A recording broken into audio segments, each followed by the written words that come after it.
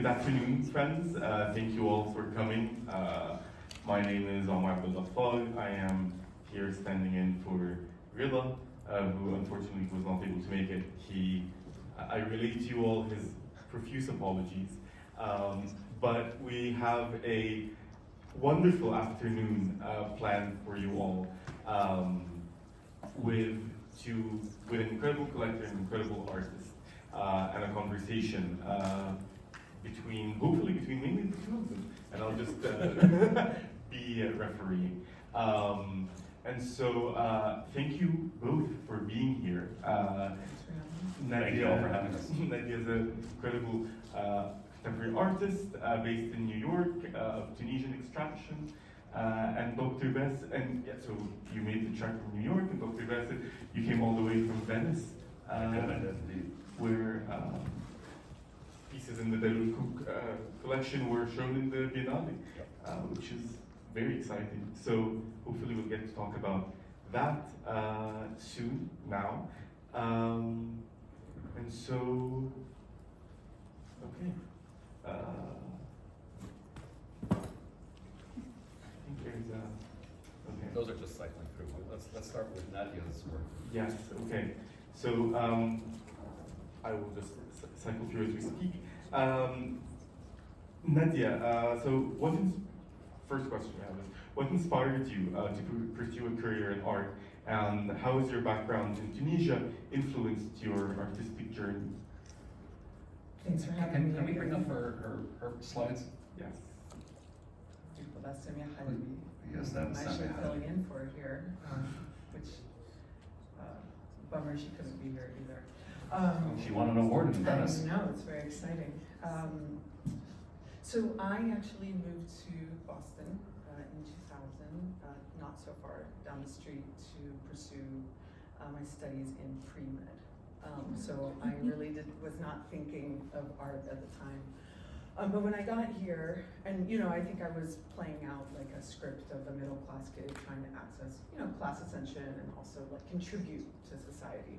And doctor, kind of pediatrician, felt right at the time. But when I started going to school, the sciences here were much harder than I expected, much harder than my public Tunisian education. What I was exposed to, and that's where the liberal arts education really came in strong, and I was able to take, I took full advantage of that framework and was able to take different classes and experiment. And one of those classes was drawing 1-for-9 majors, and yeah, it really changed how I was thinking about my own life. I was, I had a moment on Comap, smoking cigarettes covered in paint, telling my professor that I wanted to be one of them, and it's been a journey since then. And then, yeah, at the time, it was me speaking to a Mexican artist. There was already kind of a connection there of sort of being othered, right? Like I found an other, and I was an other. And so yeah, being Tunisian wasn't front of mind at the time, but definitely is formative to my, the expression of my work. And then, yeah, growing up in Tunisia to an Arabist father was very formative, who also went to BU himself and left 6 months shy of his PhD because of sufficiency. He couldn't be here anymore. He just couldn't stay. So that's sort of the background. Okay, so sorry. Okay, so that's very interesting. So this sort of the background and your path through medicine to art. But the next question that we had in mind was this question of, so I mean, in your current process, what does your artistic process look like now? Before she answers that, could somebody in the back bring up her slides? These slides are mine, and we're talking about Nadia's work, and it is amazing, and you guys should really see it. And this is actually an amazing artist. That's Ayman, right? That's Ayman, yeah. That's Ayman. So I make work that I refer to what I make now as conceptual narrative painting, which when we pull up the slides will be a little more clear. I use protagonists based on the flora of the landscape I grew up in, so like flowers and branches and leaves. That simplifies things a little bit, but like a flower that's based off the jasmine flower, a leaf that's based off an olive tree leaf. And I tell stories of survival is sort of how I frame it. I like to represent the conditions I sort of observe and live in the sense of acknowledging the Anthropocene, this era that we're in, and how, you know, everything is grounded in a very post-humanist view, which is sort of the idea that we are not just making choices, we are making choices based on our environment and the conditions of our environment.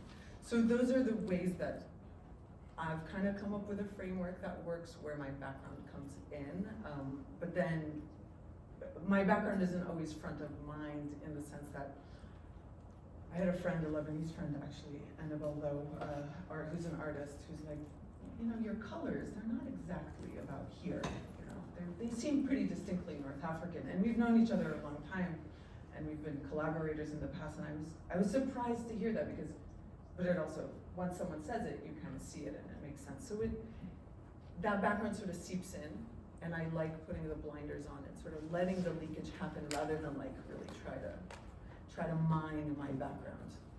Okay, so that's very interesting. So this leakage rather than mining, but so the following question naturally would be how do you feel about being perceived as an Arab artist? Is this something? What does it mean to you? What does it mean to sort of let things leak rather than mine in your own practice?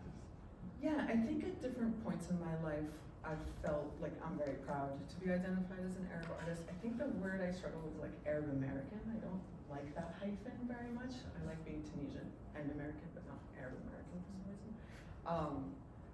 I think just how it was branded in like 2008 was like a weird moment. And I agree. It's just a limiting. That's a box that feels limiting to me. So, but I'm very proud to be from the place. There's one thing Nadia didn't touch on. Your work is very sculptural. Maybe you could tell us about that a little bit. Yeah, those are the ways in which like I've definitely suspended identity because my interest in oil painting, and I'm definitely an oil painter. If I ever grow allergic to it, because it's a desensitizer, so you can grow allergic to it. I would have to work in acrylic. I don't know what I would do. So as an oil painter, I really love Philip Guston. That's where I wanted to pick up. And I am definitely coming from sort of a space of American modernism in the sense of how I enjoy to paint and how even in my formative years, actually working not so far down the street, you know, I would really like load the brush up. So I've sort of let that, how do you say, the different valences of my interests kind of bring that sculptural in. But I do identify that sculptural thing as like distinctly American, even though I don't think it is, right? Like, it's just how I logic it in my studio. It's brilliant. I mean, I was talking to Nadia earlier. The gallerist one of the gallerists she works with, actually sent me images of Nadia's work quite a few years ago, and I looked at it, and the pictures were very flat. Yeah, interesting paintings. He didn't quite kind of pursue it after that, but then recently I saw a videotape of the paintings, and the paintings are literally in 3D, and they're oil paintings, and just brilliant. I was like, oh my God. I called Timur up and I'm like, Timur, why didn't you tell me this? You all will see if we get the photos up, there is like and then hopefully down the road you'll see my work in person, you'll understand. But that's what Bassel was talking about. Yeah. Okay, wonderful. Should we field questions from the audience first, or shall we move to Dr. Bassel and then do in the Make it interactive. If anyone has any questions for Nadia, maybe you should ask them now. The lady over there does. Hi, my name is Diana. I study visual arts administration at NYU. I was wondering, what is your experience with the gallery world here? What are you facing as an issue? How can the business side of the sector help you or other artists gain more exposure? As far as identity, you mean? Yeah, both like locally and when I mean locally here in America, but also globally in the Middle East. What is missing that you think that we can fill in? Yeah. I mean, I hate to be the bearer of this news, but the whole thing is collapsing on itself, and so in the sense that the emerging gallery is disappearing. So even just this is like there used to be a gallery in New York, actually CRG Gallery, that was sort of Lebanese owned, right? Yep. But it was an emerging gallery. Like you could show there. One could possibly. It was within the realm of possibility to show there, and they were Arab owned. And then Timur used to be here too, and he had a regional bent, but not exclusively regional. So with the emerging gallery disappearing, that also takes away Arab-owned spaces and like POCs, owned spaces, and that really limits our possibility because often when you're taken on by bigger galleries, unless you're a huge name, you're there to kind of fill in a spot, which is fine, right? It's important for programs to have a diverse set of artists, but yeah, but I can't ask you to rescue the art world. Like it's. So I don't have the exact answer, but those are the struggles that I find. So do we have Nadia's slides or? Yeah. Hi, thank you guys so much for being here. I'm Natasha and I'm getting my MBA at Columbia right now. But Speak up a little louder so everyone can hear you. yeah, I'm Natasha. Nice to meet you guys as well. I'm getting my MBA at Columbia. Love the mic. Again, for the third time. I'm Natasha. I'm at Columbia right now, and it's a very interesting time to think too within the school. And how has your experience with Palestine and everything affected your art right now, and how it's been adapting? And a question before that as well is, how did you evolve your journey from when you started and took that art class to where you are now, and how has that journey for you expanded and changed throughout the time? Both great questions. The first one is, the answer to that is I'm in complete crisis as far as the purpose of art in this moment. I don't really see how purposeful it is to be an artist. And it's a perpetual crisis, and it's just sort of a moment, and I think people that are not artists might have a better stance on it, but as an artist myself, it doesn't really feel useful to just be making paintings, right? No, Bilax. I mean, artists Sure. are archivists of history. If you don't do Sure. it, then we won't have a true Sure. view 100 years down the Sure. line of what actually was going on. Sure, but So you guys play a really, really important role. But because of how like the system in my studio works, is I'm not speaking. It's not a one-to-one. Like now I'm going to make work about this. It used to be, and that will deal with the evolution. It used to be an earlier work. Like I was really mining the news to like make work, and so what comes in, you can't. Like maybe there's more anxiety in work I'm making now, but I don't know. But the olive leaves that you use that are prevalent in your paintings, the jasmine flowers. Everybody when they looked at your paintings, and I'm sorry we can't see them right now, but the jasmine flowers are pink when they're closed, and when they open they turn white, and those are very prevalent with our part of the world. Sure. But do you know, I needed to be reminded that they were jasmine flowers and olive trees, like during COVID. You know, I've been working for so long since this evolution, since starting in 2001 painting, or 2002, and I was on a Zoom with students. Oh, this is really older work. I was on so this is a more mining.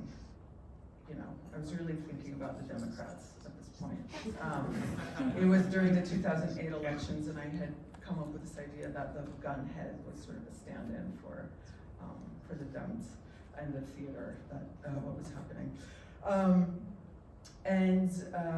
Yeah, so on the Zoom call, one of the Tunisian students was like, "That leaf, it's based on an olive leaf, right?" And I was like, "Actually, yes." So I sort of had to be reminded. So in that sense, there's an abstraction that happens. Maybe it's just, I'm not being the most articulate, but maybe in me being the artist, it's just hard to see the forest through the trees. It's just really hard in this moment.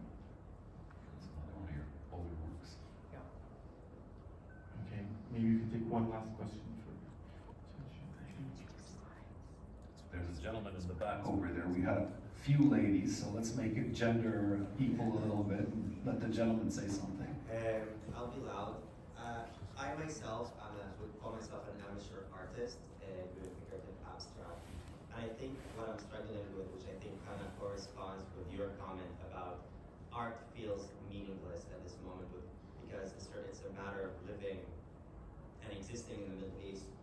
And as a Palestinian, I think because of the lack of Palestinian and Middle Eastern art in the canon, it's been very difficult to kind of coin my art or place it in a space. And my question to you, I think, how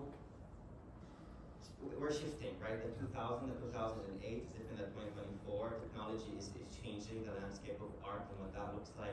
So my question to you is, how do you create space for narratives that are not necessarily very prevalent in the art canon, especially if they're North African and Middle Eastern voices? Yeah, I've found a way to kind of sneak that in. Like, I really think about my work and think about it as like conceptual narrative painting, and I talk about it in very abstract terms, and then the story, kind of the specificity of the story is sort of snuck in there. It's not intentional, it's just sort of how the practice came to be in a Western framework, right? That's where I developed it, and I was kind of, there was a definite kind of push towards that. We're a product of where we are. But it's a lot like, I think the example is a lot like stand-up, right? When people are low laughing, they're taking something in, but they're understanding it. And it's sort of about finding that space, but that's a very personal journey. And for me, it's been a lot about bridging those spaces and not letting the limitations, not putting myself in the box, right? Like going to residencies that are American and finding community there and networking and not putting myself in like, oh, I can only work with people that I have this shorthand with. It's like, no, let's be open, and let's be open to everyone, and also find those, you know, intersectional kind of spaces where in fact we are speaking. There's like a new shorthand. It's just not Arabic, right?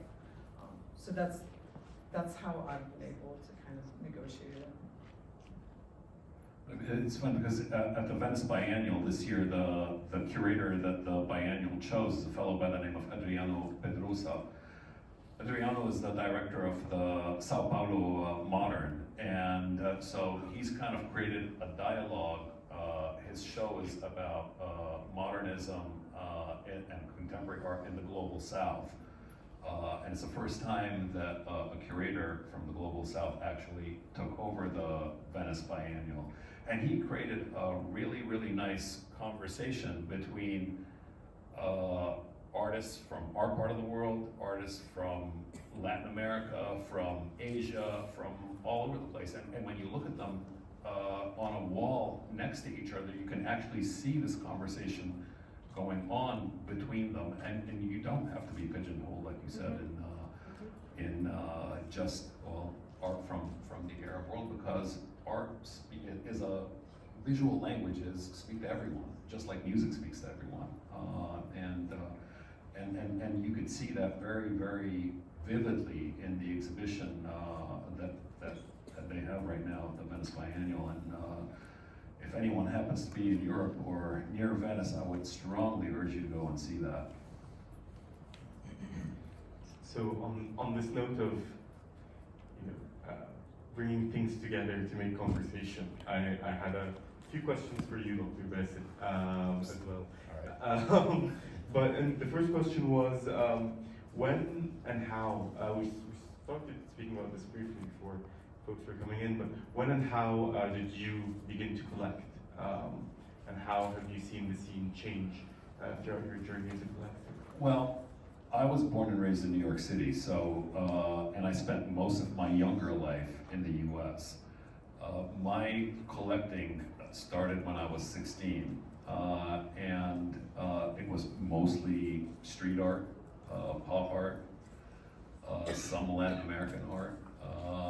I wasn't really focused on art from the Arab world. I mean, I grew up in a home where we had artists coming in and out all the time. Both my parents put together this wonderful collection, which stands at about 4,700 plus works of art, which they collected over about 55 years. I've continued that journey now. I probably buy exclusive, well, no, I wouldn't say exclusive, because I just bought some Western artists as well.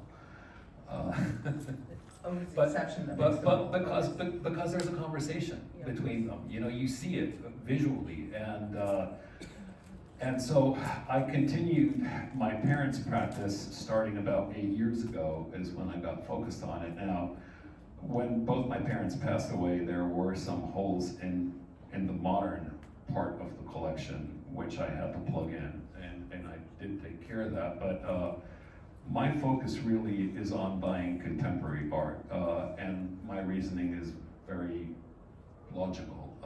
Dead artists don't need the money.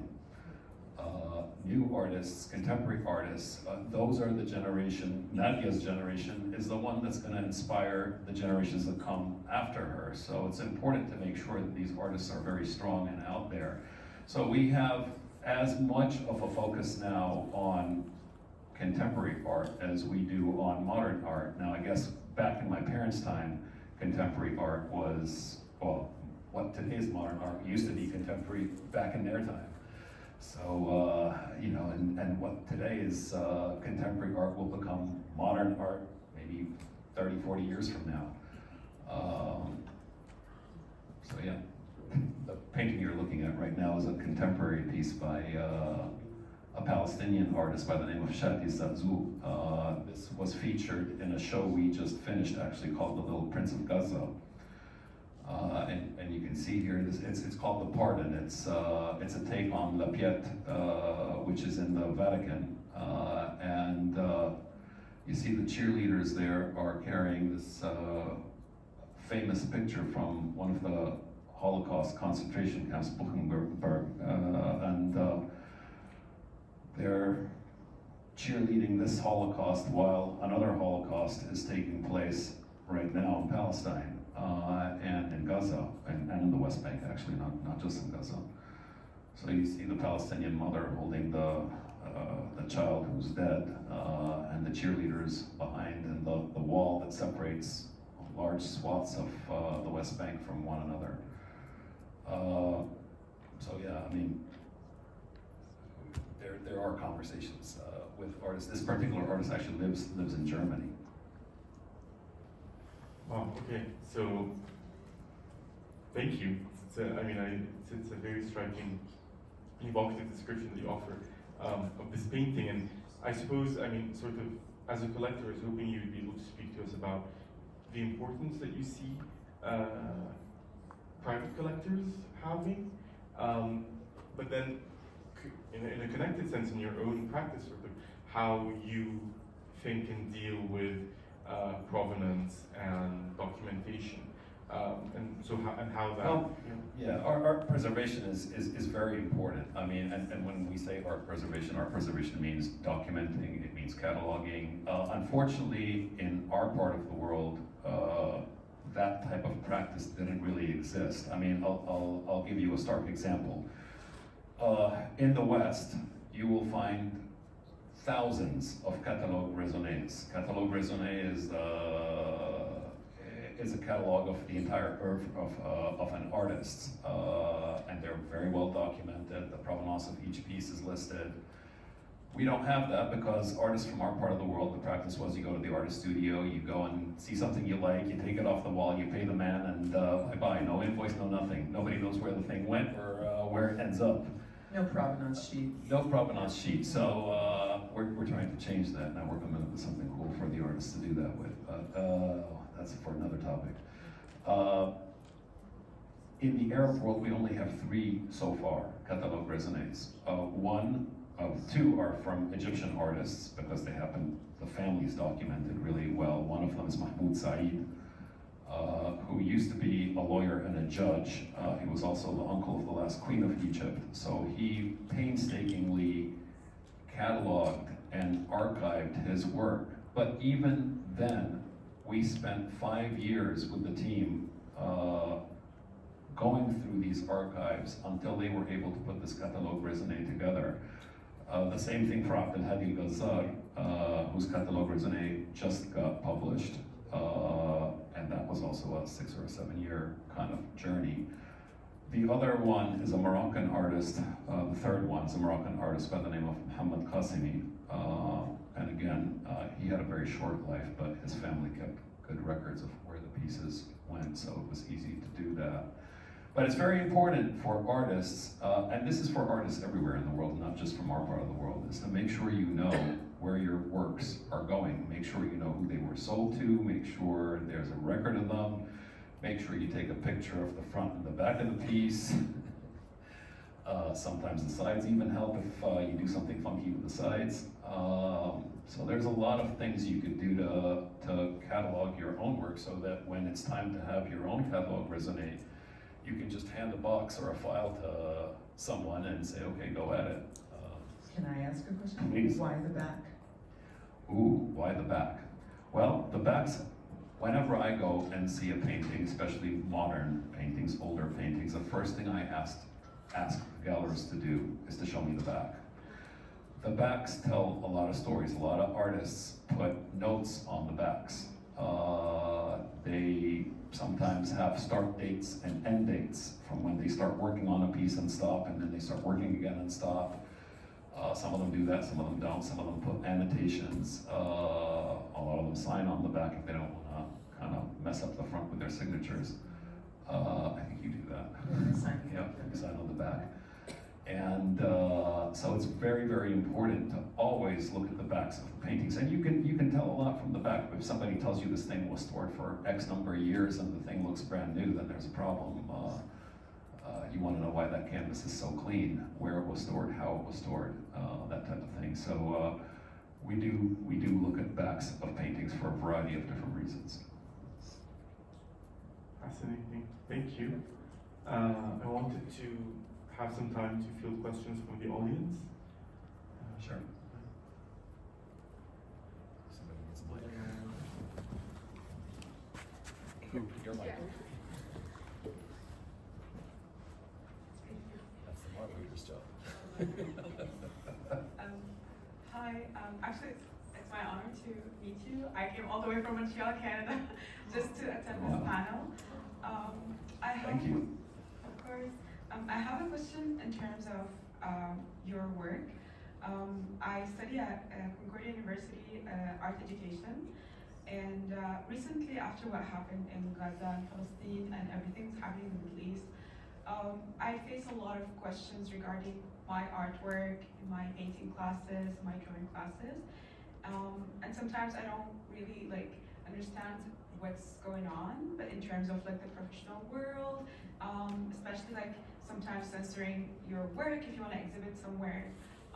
What's your advice, career-wise, in terms of a person wants to become more into the art, the world of curation, more specifically, as a Palestinian, as a woman of color, how do you think we should push forward the boundaries to enter the curation world, museum-wise also?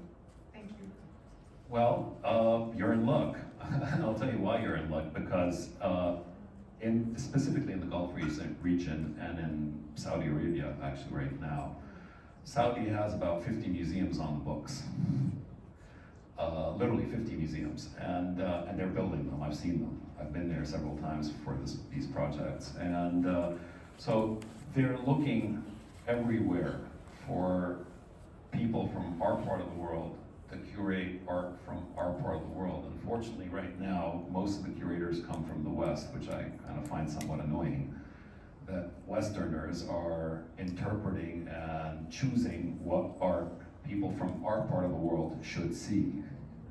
It should be people from our part of the world that are doing that. So I think you have a very brilliant career path in front of you, and you should definitely plug away, and I don't think you'll find a problem finding a job, because the curators specifically in our part of the world are far and few between. There aren't that many, and we've actually been encouraging and working with several universities to develop programs to teach curation and preservation and critique.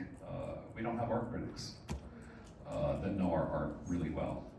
It's very important that this whole ecosystem gets built and built properly. So I don't see that you'd have many challenges if you chose to come back to that part of the world. They're actually looking for you right now. Okay, who do you want to ask the question?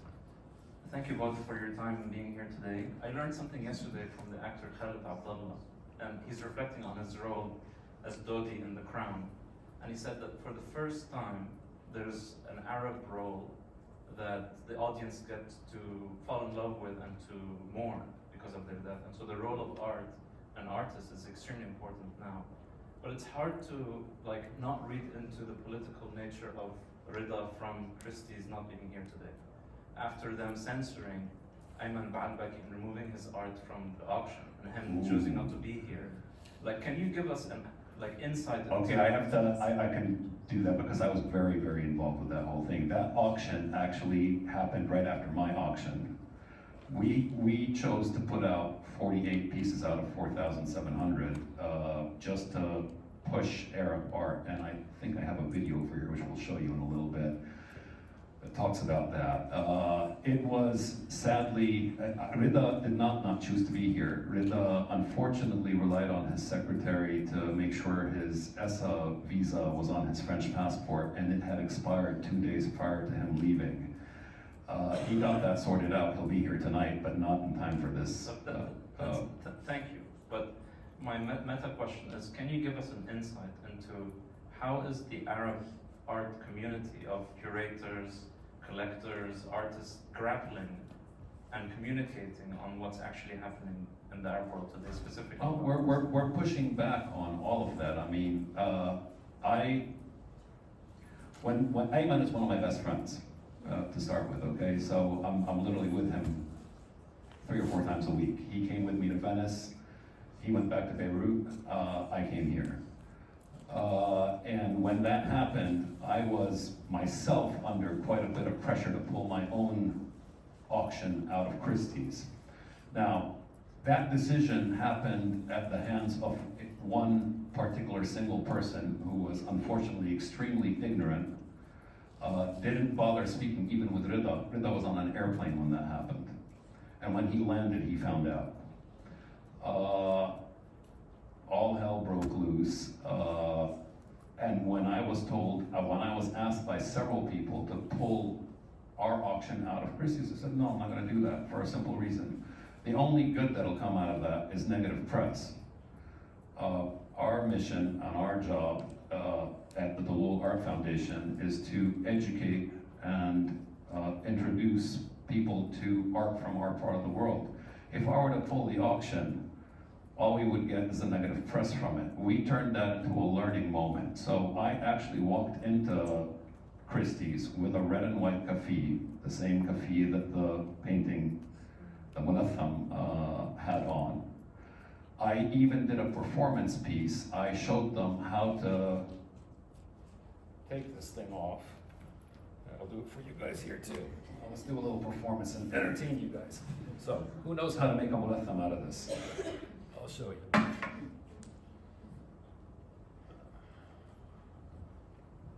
take my glasses off, but so you have the triangle. Yeah, let's step up and do this. You pull the triangle back. Okay. This is where the slit's gonna be. Take my glasses off.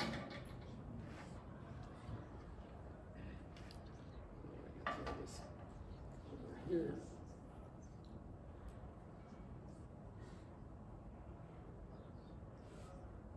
Tight.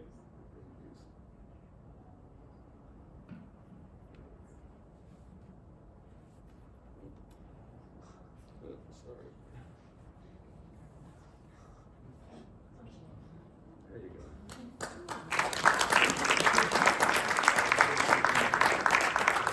So I did this in front of the audience. I had a talk at Christie's right before my auction.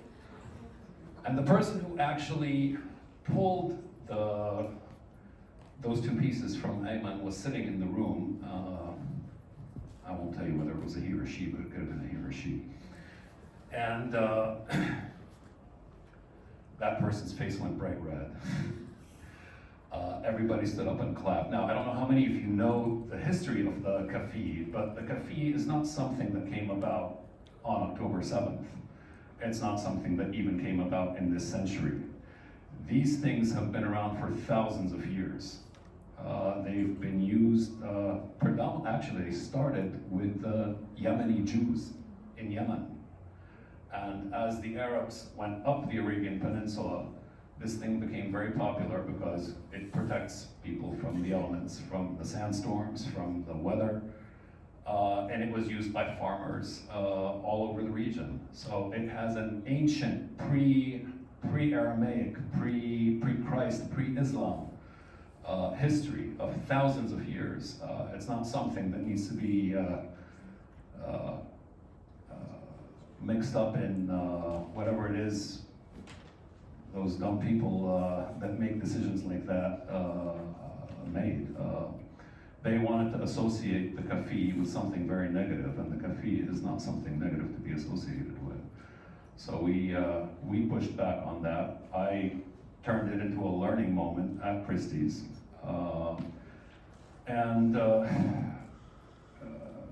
You know, Christie's sold several of those paintings prior. It even is on the back cover of 2 catalogs at Christie's, Bonham's and Sotheby's. So one could have taken a negative stance, one could have taken a positive stance. We chose to take a positive stance. To this day, Christie's are apologizing profusely. I took Ayman with me to Venice to meet Francois Pinault, who's the owner of Christie's.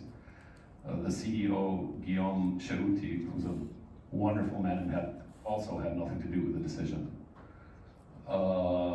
apologized profusely to him. Rida apologized profusely to him.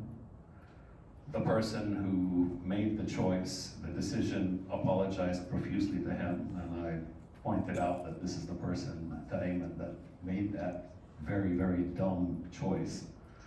So we turned it into a positive thing as opposed to making it negative. You know, Ayman could have sued them, but that wouldn't have gotten us anywhere. So we've turned it into a different type of experience. And these are the types of things that we need to be very, very careful about as Arabs, as Palestinians, as people from that part of the world.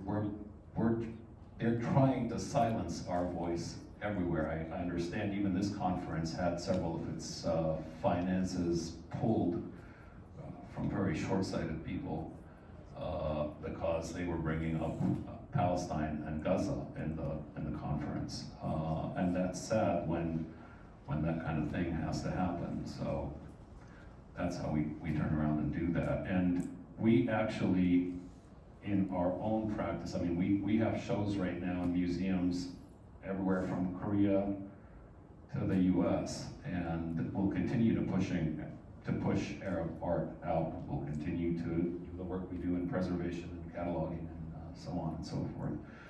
So, any other questions? Shoot. And then maybe we'll show them that little video and take a little break ourselves. Hi, my name is Mariam. So I actually am building an Arab museum in Houston. It's a $100 million project, and the way this kind of started was because there was an exhibit. It's called Bulletproof Dreams. Okay, it's out in Turkey. For those of you who don't know, it is child's drawings during the war in Gaza. And so when I tried to bring it in, the Turkish government said, we will pay for everything, just find us a venue. And I went to all of the museums in Houston. I went to all of the venues. We got blocked via email. We were told that it was a security threat. And I got angry. I was like, just to be frank, after this, we're building our own museum. And so that's how the center kind of started. And so I was wondering, you mentioned that you circulate art in the Arab world. And I was wondering if you could talk a little bit about the censorship that you experience in America and how you get a lot of some of this art into American museums and what you do. And then also, let's partner. I want to put your art in. I would love to. Well, we didn't have to deal with this issue until October 7th. So we have an upcoming show in New York City, in which this particular painting that you're looking at right now is going to feature very prevalently. So I think they've gotten over some of those fears, some of them. I think the narrative is changing a little bit. I mean, before no one could say anything, no one could show anything. There was, I mean, Samia Halabi, for example, in her own alma mater, in Indiana University, had her retrospective pulled. She was a tenured professor there. It was her alma mater. Via email. Via email. Via email, exactly. I mean, they didn't even have the decency to pick up the phone and call her and tell her why. Because of quote unquote security concerns. It was the same narrative that we got from for Ayman. It was security concerns. It's amazing how they all have this wonderful same narrative all the time. It's because of that. Well, how many of you have seen that little manual they give out to everyone so that they're kind of singing from the same sheet of music? But there's one for Palestinians now out there as well. If you haven't seen it, I would strongly suggest you get your hands on it. I think I sent it to Ahmed, if I'm not mistaken. So yeah, I mean, we should learn from these people. We can play the same game as well, and we can do it even better. So, and you know, I mean, the pressure is mounting.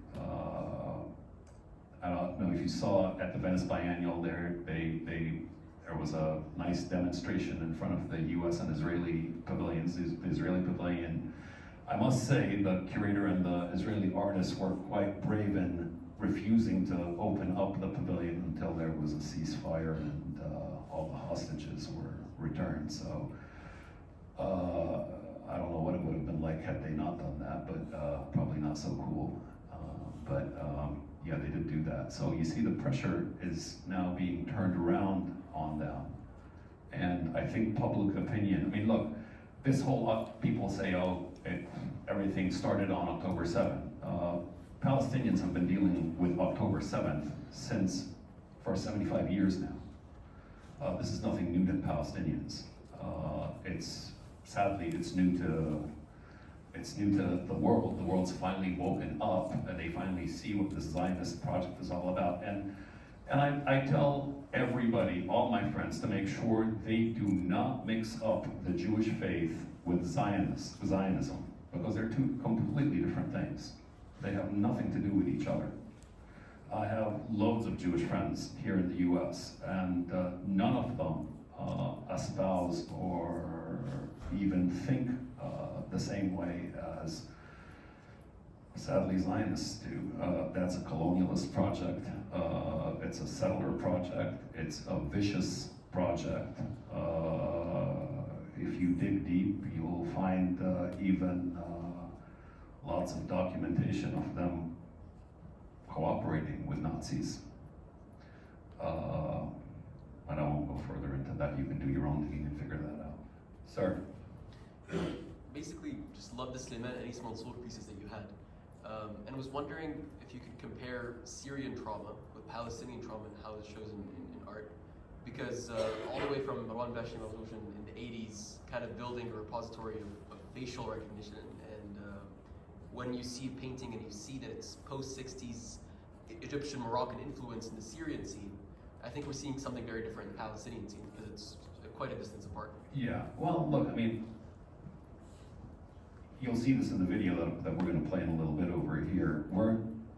I was approached a while ago, before October 7th, actually, by several of my friends, both at Netflix and at Amazon, to develop programming around Arab culture, Arab art, because we have none. And to introduce people to art. There's a big appetite for that right now. So I'm actually the executive producer of this series, and the pilot project revolved around me because I'm also the most prominent collector of Arab art in the region. And in this series, I mean, our objective is to show these differences that you're talking about. I mean,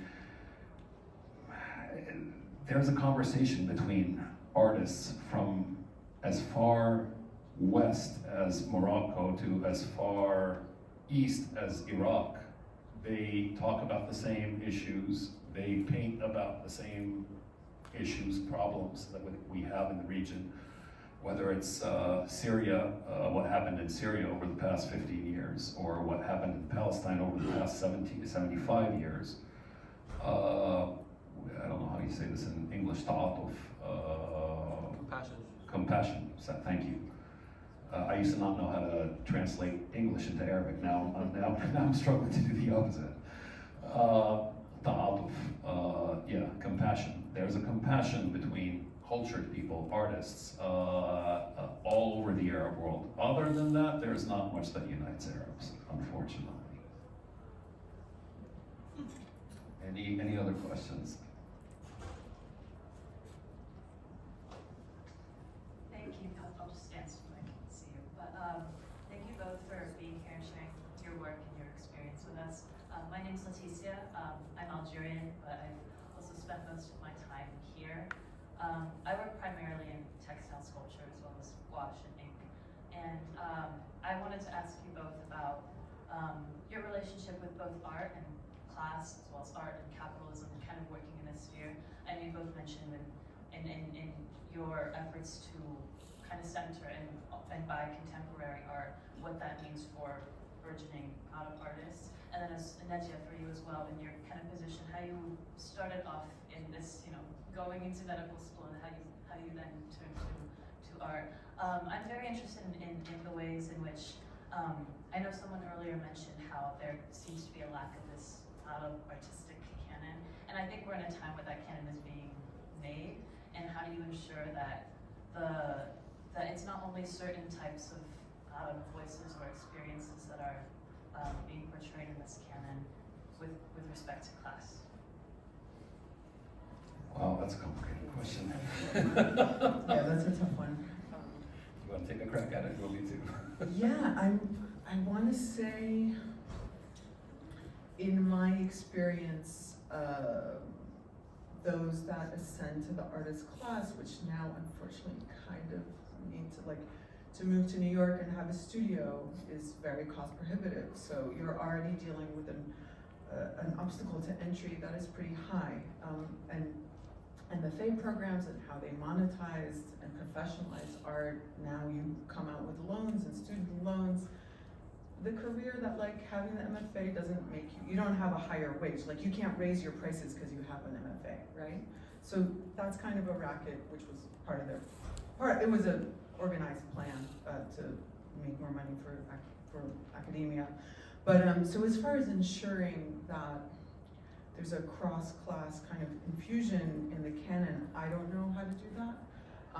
What I can say is that it's maybe better in other marginalized groups that are sort of have a longer history here, but I don't even know that, right? Since, what is it, affirmative action is dead? Anyway. Capital's in crisis, so art is in crisis. My journey with it has always been to follow my nose and follow artists and create community wherever I went, and therefore there's a density of opportunity that comes with, having a crew. And usually in a crew, there are different, if you're not worried about identity within a crew, or that's not your focus, you'll have people from different backgrounds, right? Sure. You just kind of naturally do, I think. Absolutely. No, I totally agree with you on that. I think the video is ready.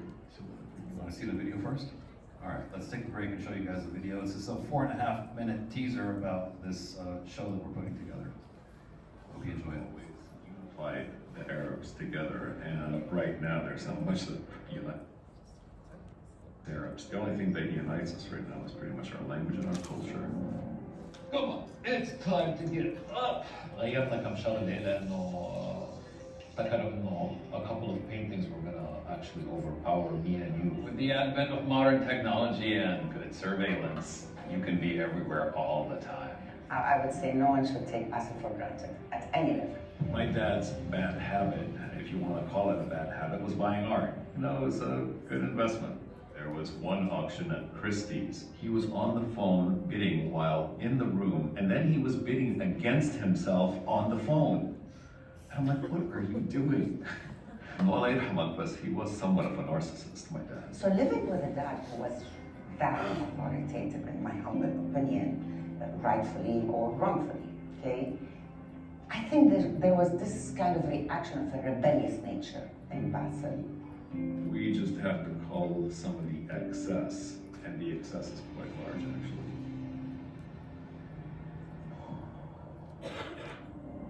He wanted the collection to be known out there, and most of the gallerists in our part of the world don't really do a good job at putting our artists out there, and the only way to get them out there and get them noticed is to present them in situations like this. We were very keen on making people understand that this is the least that a collector can do in revisiting a huge collection of 3,000, 4,000 works, where he wants to take them into a higher level. So, congratulations, pedal number 852 at £420,000. We have two pieces, I think, that didn't sell. One of them, surprise, was the Child of Gaza. In spite of all of the turmoil that goes on in this part of the world, we produce some amazing art, and it deserves to be seen. I want you to take a look at that number there. Holy crap, 4,990 views, wow. Arabs have been villainized in the media, in the press, everywhere. Culture in all its forms all came from our part of the world. Somehow, somewhere along the way, we stopped being proud of being Arab, and we need to be proud of being Arab. This is what the Mulatham is, and these things have been worn in our part of the world for thousands of years. They're used to protect you against the elements since Aramaic times, pre-Christ, pre-Islam. The kafis have been around. I think more than the actual auction, it was successful in creating awareness for Arab art, which is ultimately what our purpose is. Putting information out there that forces those algorithms to look at Arab art differently. I guess absolutely is a form of soft power. If you lose a country's culture, you lose the country. You don't have a country without its culture. We didn't give away the farm, we just had to make sure it was very representative of the collection that you and my mother put together. So, I'm a visual thinker, even though I think with the scientific, mathematical side of my brain. I also think very strongly with the creative side of my brain, and when I think visually. Art is an archive of history, especially art from the Arab world, because most of it is so politically charged and contextual. If you want to preserve the history and the culture, you have to preserve the art. I have a general direction, but I really don't want to know right now where I'm going, just because there's a lot going I on. remember it was September 11th. There were so many flags, they were selling bandanas and all that stuff. the pillow made in China. Yeah, 99 cents. Cheers to the artists. Cheers. ترى لا تواخذينا في هذيك الخرا. لأنه المي عندنا هون يعني فيها كثير كبريت فسامحينا. My responsibility sitting at the top of this foundation is to preserve culture, so I'm going to continue doing what I'm doing.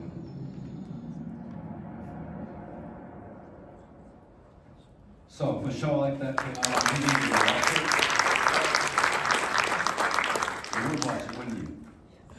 All right. That drone shot at the end. We actually had to have an agent from Lebanese intelligence watch the drone going up and down because they're illegal in Beirut. All right. We have 5 more minutes. If folks have questions, questions? I have questions, but I want to. Over there? Yes, ma'am.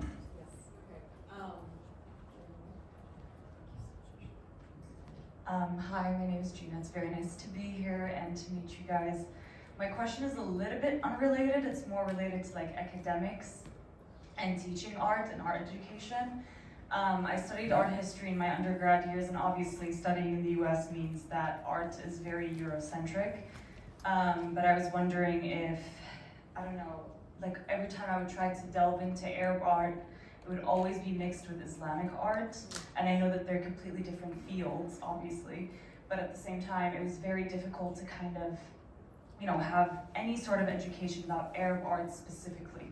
Like, probably one of my only exposures to like a talk about Arab art particularly was like through a podcast with Sultan Qasimi, where he was talking about like art preservation and like collecting art and whatnot. And I think that's absolutely fascinating, and I would love to delve into that world, but it's just, again, the whole mixture in academia between Islamic art and Arab art is very confusing. So what efforts are you guys making in basically spreading awareness or We're education? actually Yeah. doing a lot of that, because that's one of my frustrations too. If you were to Google right now Arab art, what you'll get up is Islamic art. Exactly. Yeah, we're definitely trying to change that. There's a lot that we're up to do that. We're actually working with Sultan as well. We're kind of, my background is technology. I'm a technologist. My background is not art. I've been collecting art since I was 16, but I'm a tech person. So we use technology to turn that around. And we've been drowning Google with all sorts of SEO information to have that kind of changed a bit. And we'll continue to do that. So hopefully in about a few years from now, when you look up Arab art, you will no longer see Islamic art. Thank you. Thank you. I have a question actually for you, Nadia. You had mentioned, so I mean, two things that I want to follow up on. You'd mentioned sort of this sense of the way you're questioning the role of the artist in the current moment, and your ability to respond. And you mentioned that this has to do with your studio, your current studio setup. So I suppose my question sort of in two parts. What is your current studio setup? If you could speak to that, and if you could speak to sort of how you respond either in times of crisis or not in times of crisis to the situation, either here or in the Arab world. Yeah, so I'm in a live-work situation. That's like the studio, the logistics of the studio setup. I have a railroad apartment. I work a lot. My work is very labor intensive, and I also like the studio to work all the time because I'm drawing paintings using high wattage lights. So I like it to kind of be local, because if there's a fire, I'm there rather than. So my setup is very much about not domesticity in the feminist way, but like just being able to like eat good food and go straight to the studio and not have to go home and whatever. So that's the studio setup as it works for me, which means I'm always in sort of that space, right? There's some separation, but not a lot. And the way I talk about my work is as a negotiation of the personal and political, in the sense that someone who came up really wanting to pick up the ideological, like the very idealist, rather, young artist was like, I want to pick up where Gustin left off. And if you know anything about Gustin and the images he made, and like how he, from an abstract painter, started making these very political images. Coming from that, I realized that that didn't work for me, and that actually, if I satiate my need to be creative, then I'm a happier person. Then I'm more engaged with my community. I can babysit your kids for free while you go to couples therapy, which I do for my brother. Like that's how, and that for me is political, right? That is like a political action. And so it frees up the bandwidth to make decisions. So that's what I'm trying to do. But because of the moment and what's going on, it feels really hard to know what's right. And that's difficult. Yeah. It's I would say it's a bit of an identity crisis. which is nothing compared to what's actually happening, right? That's my little identity crisis. Thank you for sharing that. Do you have other folks? I see some hands. How are you all feeling? Do you want to? We've got some time. Yeah. hi, I'm asking a question again. Nadia, this question is for you. How do you deal with like artist block? I know that like there's a writer's block, basically. I don't know if it's the same term necessarily, but how do you deal with that? How do you find inspiration, since it's also like your, you know, it's not like just a side hobby, it's your main career. And, you know, we live in a very demanding world where, you know, you're just like supposed to produce and produce more work, and it gets very exhausting, and sometimes, you know, you don't find inspiration or motivation and whatnot. So how do you really go with that? Do you have any advice for artists, maybe in the room or anything on, you know, how to deal with that? Yeah, so the strategy varies depending on what kind of block. Is it like a block of not knowing what medium to use? Is it, and so experimentation becomes key. I had a situation, I've never produced this fast because of how the structure works. You just kind of have to produce fast now. You don't really, because there's opportunities coming, and if you say no, anyway, it's a hard thing to know how to gauge. I had a thing where the practice kind of shifted on me. The way I work, which is usually very modular, where like, I'll make a big one of this color, and I'll make a small one of this color, and that would kind of give a tempo to what was happening. I made a body of work that was not responding to that. And yeah, my strategies for that was to kind of surrender to the process. But I also do take breaks. I think that artists should take time. I take months long kind of away, and I really do work with bodies of work. So once I'm done with a body of work, I'm done. Like, I don't go into that side of the apartment. Like, it's like, I mean, I go in, but it kind of, I become a tourist in that zone, like, oh, the window's open, interesting. Like, and that gives me the space to breathe and go live a life, because in fact, like, you wonder, like, if you're just painting all the time, what are you painting about? Like, what are you saying, you know? But I struggle with that. It's not an easy thing to like know when to stop. Thank you. Yes, please, someone.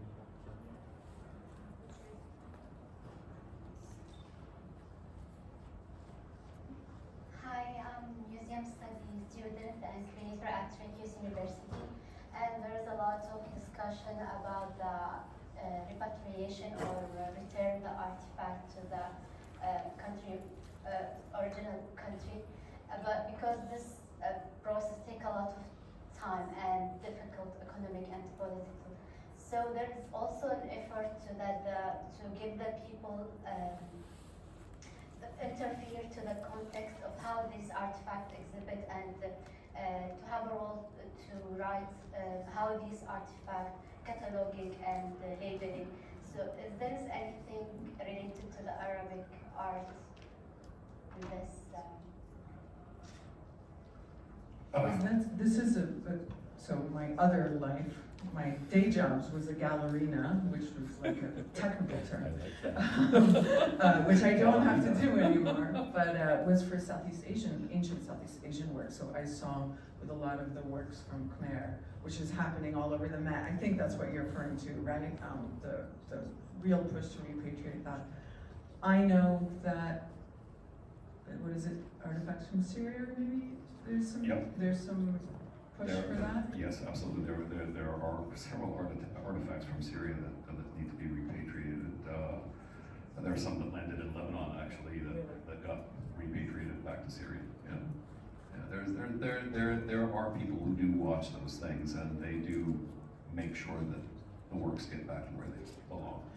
Sometimes, yes. Sometimes in punitive ways. And and sometimes wrong. I mean, you know, we had a piece on the red list. I don't know how many people are familiar with something called the red list, but the FBI has a red list, and there's it's a watch list for artifacts and artworks that have been stolen from various places, and when they show up, they get seized and they get repatriated. And sometimes people putting these things on the lists make mistakes. And when they make mistakes, it's a royal pain in the rear end to correct it. We had to go through that ourselves, but we finally did for this particular piece, which had nothing to do with stolen goods. Alrighty, thank you all. Thank you to our panelists. Thank you. Thank you for having us. Thank you all for sharing a lovely spring afternoon with us. And I wish you all a lovely Sunday. The future is for you guys, the youth, so make sure you plow forward always and keep this flame alive, so to speak. يعطيكم العافية.